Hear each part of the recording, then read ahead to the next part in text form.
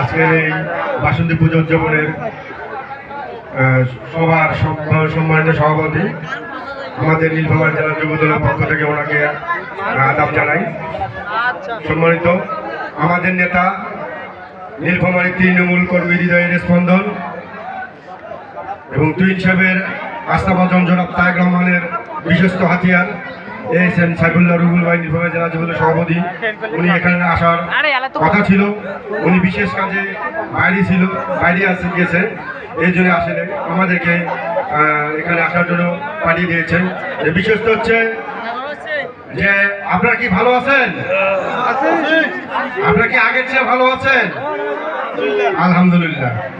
আপনারা আশীর্বাদ করবেন, আমাদের নেত্রী দেশ নেত্রী বেগম খালেদার জন্য আশীর্বাদ করবেন।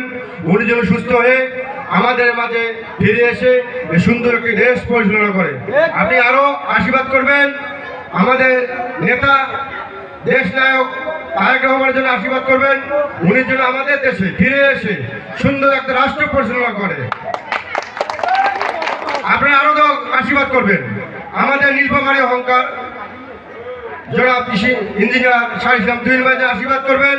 উনি যেন আমাদের মাঝে ফিরে এসে একটি নীলফামারী জেলায় এসে একটি মডেল নীলফামারী জেলা প্রতিষ্ঠিত করে। আপনারা দোয়া করবেন আমাদের নেতা এসএম সাইফুল্লাহ রুবেল ভাইয়ের জন্য।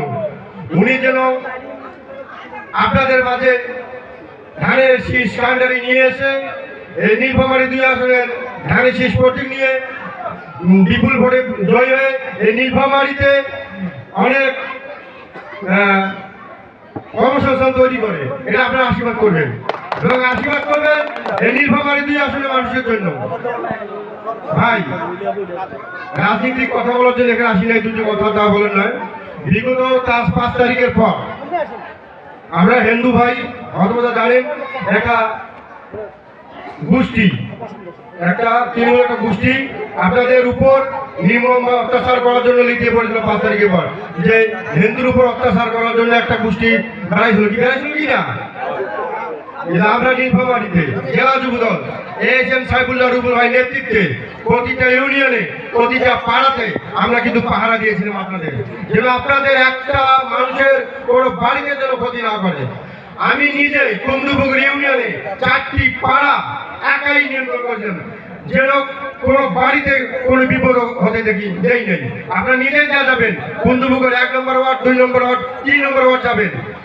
আমি 24 ঘন্টা আপনাদের হিন্দু ভাইয়ের পিছনে আমি কিন্তু সহযোগিতা করেছিলাম। কিন্তু ভাই একটা কথা হচ্ছে কি, আপনারা একটা কথা বলেন বারবার সংখ্যালঘু সংখ্যালঘু। ভাই এ কথার দিন নাই, আপনাদের পরিচয় একটা, আমরা স্বাধীন, আমরা বাঙালি। আমাদের মূল পরিচয় হচ্ছে আমরা বাঙালি।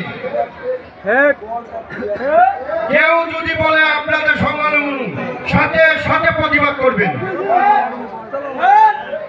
যদি ভয় লাগে গাছে বেঁধে বাসে বেঁধে আমাদের জেলা যুব দলকে খবর দেবেন, আমরা এসে তাদের বিচার করব। আমরা বাঙালি, আমরা কার প্রতিষ্ঠান চাই। একটা কথা বলে আপনাদেরকে সবাই, যে হিন্দুরা নৌকাকে ভোট দেয় না, হিন্দুরা নৌকাকে ভোট শুধু নৌকাকে ভোট দেয় না, ওরা সর্বদলীয় সবাইকে ভোট দেয়। আমি কি বলছি ভাই, এখান থেকে বেরিয়ে আসতে হবে। কেউ যেন বলতে না পারে আমরা নৌকাকে ভোট দিই, নৌকা, এই কথা যেন কেউ বলতে না পারে। আগামীতে আপনারাই দেশ পরিচালনা করবেন। আপনাদের ভোটে দেশনায়ক তারেক রহমান যদি সরকার প্রতিষ্ঠিত করেন, আপনারা ইনশাআল্লাহ আপনাদের অধিকার সর্বপ্রথম আমরা বাস্তবায়ন করব। এই আশা বলে আমি আমার সংক্ষিপ্ত বক্তব্য শেষ করলাম।